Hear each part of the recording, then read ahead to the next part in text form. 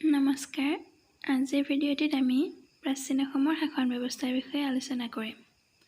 পুৰণি অসমৰ শাসন ব্যৱস্থা সম্পৰ্কে তাম্ৰলিপি আৰু কালিকা পুৰাণত উল্লেখ পোৱা যায়। কালিকা পুৰাণৰ অন্তৰ্গত ৰাজনীতি নামৰ অধ্যায়টোৰ পৰা সেই সময়ৰ ৰজা আৰু আন মন্ত্ৰীসকলৰ দায়িত্বৰ বিষয়ে আভাস পোৱা যায়। কালিকা পুৰাণত ৰাজ্য এখনৰ 7টা মৌলিক উপাদানত গুৰুত্ব প্ৰদান কৰা হৈছে আৰু সেইবোৰ হৈছে ৰজা, মন্ত্ৰী, ক্ষেত্ৰ, দুৰ্গ, ৰাজকোষ, সৈন্য আৰু মিত্ৰ।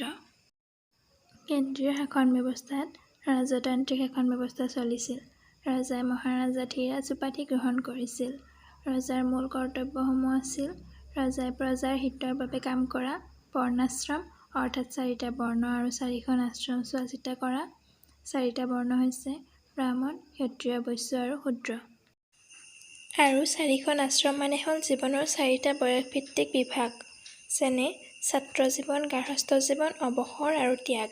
ৰজাক উপদেশ দিয়াৰ বাবে এখন মন্ত্ৰী পৰিষদ আছিল আৰু মন্ত্ৰী পৰিষদত মন্ত্ৰী, অমাত্য আৰু সচিব আছিল।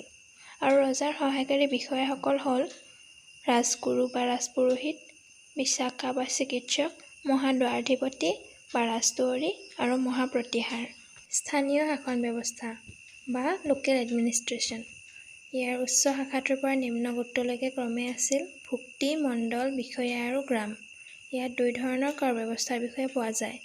এটা হৈছে কাৰা, কৃষকসকলে দিব লগা কৰ, আৰু এটা ভাগ, এইটো ভূমিকৰ, উৎপাদনৰ 6 ভাগৰ এভাগ। ব্ৰাহ্মণসকলক অনুদান দিয়া ভূমিক কোৱা হৈছিল ব্ৰাহ্মদেয়, যিটো কৰমুক্ত আছিল। মঠ মন্দিৰসমূহক অনুদান দিয়া ভূমিক কোৱা হয় দেৱোত্তৰ বা ধৰ্মোত্তৰ।